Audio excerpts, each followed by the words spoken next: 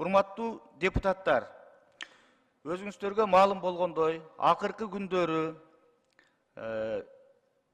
жөнөкөй тил менен айтканда, экөөнү зериктирбеген, бирөөнү эриктирбеген саясатчылар, айрым ушак айылга жакын адамдар коомдогу өлкөдө ар кандай өзгөрүүлөр болот экен, референдум болот экен, парламент таркайт экен,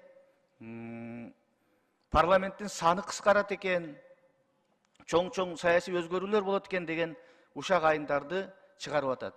Бунун бардыгы суу кечпеген сөздөр. Бизде бүгүнкү күндө саясий туруктуулукту камсыздап, ошонун негизинде бүгүнкүдөй жогорку экономикалык көрсөткүчтү камсыздап атабыз. Андыктан эч кандай саясий окуялар болбойт. Алдыда 17 ноябрга белгиленген жергиликтүү шайлоолорго, жергиликтүү кеңештерге шайлоолорго даярдыктар болот. Ошол жергиликтүү кеңешке шайлоолорду биз татыктуу, таза өткөрүшүбүз керек. Мен муну ачык айтып коеюн, биз өлкө жетекчилиги бул боюнча бүгүн эртең менен да талкуулап сүйлөштүк. Андыктан мен атайын билдирүү катары айтып коеюн, эч кандай өзгөрүүлөр болбойт. Бардыгы мыйзам чегинде өзүнүн кезеги менен өтөт. Мына ушундай сөздөргө чекит коюшубуз керек, урматтуу депутаттар. Бул бир.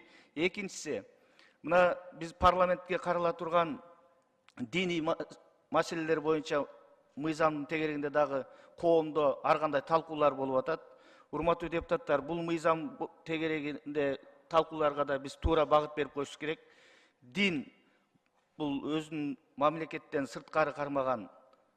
Буга чейин да билесиздер, дин иштерине мамлекет аралашпайт. Мыйзамды да ошол дин иштери боюнча комиссия, аалымдар, ошолор жазып келишет. Ошонун негизинде көрөбүз.